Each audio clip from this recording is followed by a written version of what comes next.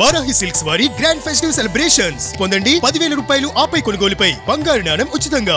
E commerce ప్లాట్ఫామ్లు Amazon, Flipkart, మీషోలకు కేంద్రం భారీ shock ఇచ్చింది. వినియోగదారుల పరిరక్షణ చట్టం 2019 టెలికాం చట్టాలను ఉల్లంఘిస్తూ అనధికార వాకీటాకీలను జాబితా చేసి విక్రయిస్తున్నటువంటి ఈ కామర్స్ ప్లాట్ఫామ్లపైన కేంద్ర వినియోగదారుల పరిరక్షణ అథారిటీ సుమోటోగా చర్యలు ప్రారంభించింది. ఈ క్రమంలో 8 సంస్థలపైన తుది ఉత్తర్వులు జారీ చేసి మొత్తంగా 44 లక్షల జరిమానా కూడా విధించింది.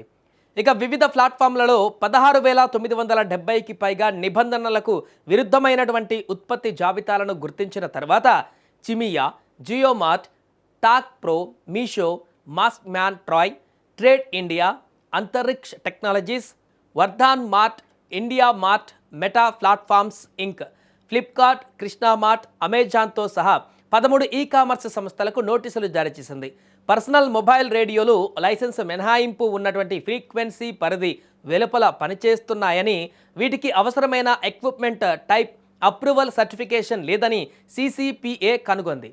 ETA ధృవీకరణ లేకుండా లేదా లైసెన్స్ అవసరాల గురించి సరైన సమాచారం వెల్లడించకుండా విక్రయించడానికి ప్లాట్ఫామ్లు సౌకర్యం కల్పిస్తున్నాయని CCPA గుర్తించింది. వినియోగదారుల హక్కుల ఉల్లంఘనలు, తప్పుదోవ పట్టించే ప్రకటనలు, అన్యాయమైనటువంటి వాణిజ్య పద్ధతులను అనుసరిస్తున్నాయని మీషో, మెటా ప్లాట్ఫామ్స్ ఇంక్, అదేవిధంగా ఫ్లిప్కార్ట్, అమెజాన్ల పైన ఒక్కొక్క దానికి 10 లక్షలు జరిమానా విధించింది. అలాగే మిగిలిన వాటికి కూడా ఒక్కొక్క దానికి 1,00,000 జరిమానా విధించింది. అయితే మీషో, మెటా, చిమియా, జియోమార్ట్ మరియు టాక్ ప్రో తమ జరిమానాలను చెల్లించాయని, మిగిలిన ప్లాట్ఫామ్ల నుంచి చెల్లింపుల కోసం ఎదురు చూస్తున్నామని వినియోగదారుల వ్యవహారాల కార్యదర్శి నిధి ఖరే చెప్పినట్లుగా తెలుస్తోంది.